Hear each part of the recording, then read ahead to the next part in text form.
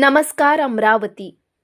Doctor म्हणतात भरती करा, पण परिचारिका म्हणते जागा नाही। अमरावतीच्या जिल्हा सामान्य रुग्णालयातील धक्कादायक वास्तव समोर आले आहे। वार्ड मध्ये 20 बेड पण तब्बल 30 रुग्ण। आरोग्य व्यवस्थेतील अनागोंदी पुन्हा एकदा उघडकीस आला आहे। सोमवारच्या रात्री 8:30च्या सुमारास 3 महिलांनी एका रुग्णाला उपचाराकरिता इरविन रुग्णालयात आणले। अपघात कक्षातील डॉक्टरांनी तपासणी करून रुग्णाला तातडीने भरती करण्याचा सल्ला दिला। मात्र धक्कादायक बाब म्हणजे रुग्णाला वार्ड मध्ये नेण्याकरिता एकही कर्मचारी उपलब्ध नव्हता। अखेर नाईलाजाने त्या महिलांनीच स्वतःच्या रुग्णाला स्ट्रेचरवर घेऊन वार्ड क्रमांक 6 गाठला, पण तिथेही अडचण संपली नाही। कर्तव्यावर असलेल्या परिचारिकेने सरळ नकार दिला। बेड नाही, रुग्ण घरी घेऊन जा असा सल्ला दिला। या प्रकारामुळे नातेवाईक संतप्त झाले। रुग्णाला काही झाल्यास रुग्णालय प्रशासन जबाबदार राहील असा इशारा रुग्णाच्या बहिणीने दिला। प्रश्न मात्र कायम,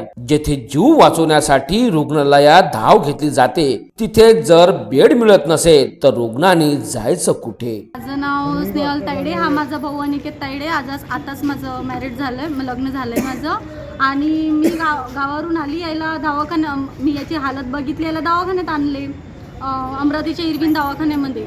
पण या डॉक्टरनी चांगलं ट्रीट नाही केली। यांनी आम्हाला बेडसुद्धा दिला नाही, बेड तर दिलाच नाही। माझ्या पेशंटला बाहेर ठेवलं, स्पॉट बॉय पण दिला नाही आम्हाला लेडीजला त्याला उचलावं लागलं, स्ट्रेचरवर न्यावं लागलं। आणि ते पुन्हा आम्हाला मला म्हणते, तू मला आर्ग्युमेंट करते असं म्हणते। आणि ते काय म्हणते, कॉमन सेन्स नाही आहे का असं बोलतात त्या मॅडम सिस्टर इथल्या। इथं काही पेशंटला चांगलं ट्रीट करत नाही, बस मी एवढं सांगते।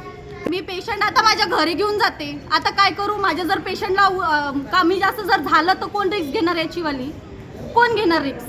कोणी घेणार आहे का याची रिस्क? तर मी ठेवायला तयार आहे माझ्या पेशंटला नाही। एका बेडवर 2 ऍडजस्ट करा म्हणते, एका बेडवर 2 कसं काय ऍडजस्ट करा? त्याची हालत एवढी बेकार आहे। पेशंट किती सिरियस आहे तुम्ही बघा।